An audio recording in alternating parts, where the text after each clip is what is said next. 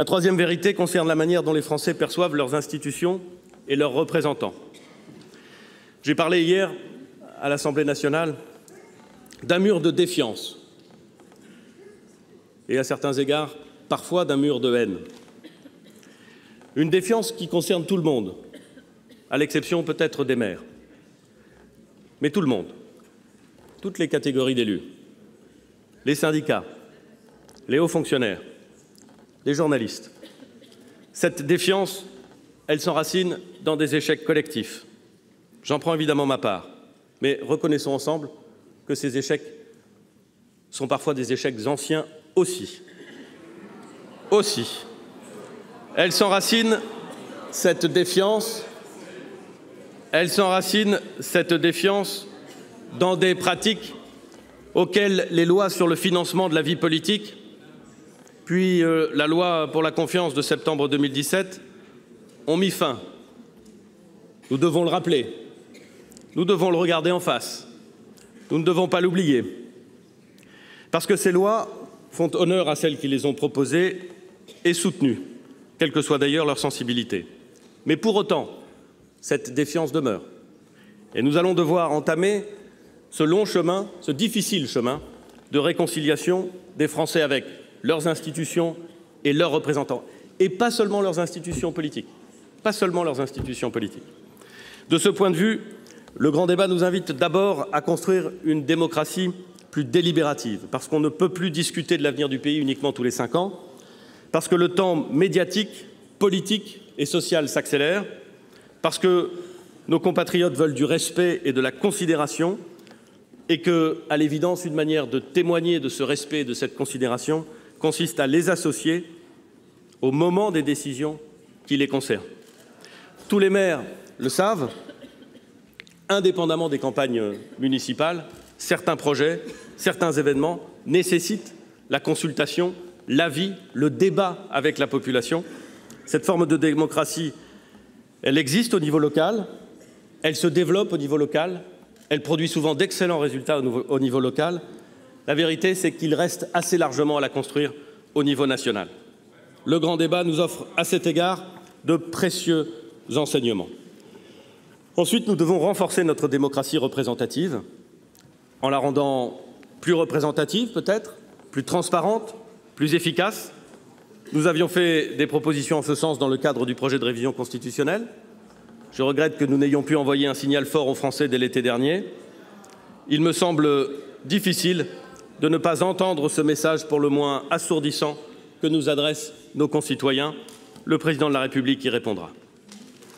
La quatrième et dernière vérité concerne nos territoires. Je voudrais m'y attarder un peu, parce que le grand débat national a aussi été un grand débat local sur la justice territoriale, sur l'équilibre à l'intérieur de nos territoires, sur les relations entre les collectivités, sur le rôle de l'État. Permettez-moi, à cet égard, de partager avec vous 2 paradoxes qui m'ont particulièrement frappé durant ces 3 mois. Le premier, c'est que la défiance contre l'État, son action, son organisation, est immense, mais que les Français ne cessent de se tourner vers lui pour lui demander de garantir toujours plus de droits et pour les protéger. Défiance et en même temps attente considérable, y compris d'ailleurs en demandant à ce que l'État proscrive un certain nombre de choses, incite fortement, alors même qu'il ressort du grand débat que l'appétence des Français aux normes supplémentaires est assez faible. Dans ce paradoxe entre défiance d'un côté et espérance de l'autre, il y a quelque chose peut-être très français, mais qui néanmoins appelle de notre part une réflexion dense et profonde. Le deuxième paradoxe, c'est que jamais dans notre histoire, notre République n'a été aussi décentralisée. Jamais dans l'histoire de notre République, je crois pouvoir le dire, les collectivités territoriales n'ont bénéficié d'autant de moyens financiers et humains.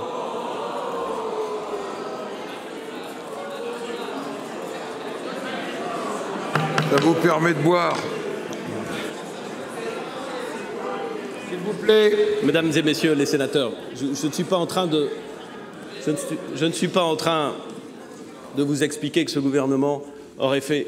Je suis en train de vous dire que sur l'histoire de notre République, pas seulement de la Ve, lorsqu'on regarde le nombre d'agents publics territoriaux, les compétences des collectivités territoriales, les budgets des collectivités territoriales, sur l'ensemble des budgets publics, nous sommes évidemment à un moment où la République n'a jamais été aussi décentralisée.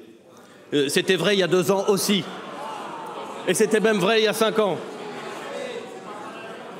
Eh bien alors, j'ai été clair, j'espère, et je pense qu'on peut se mettre d'accord.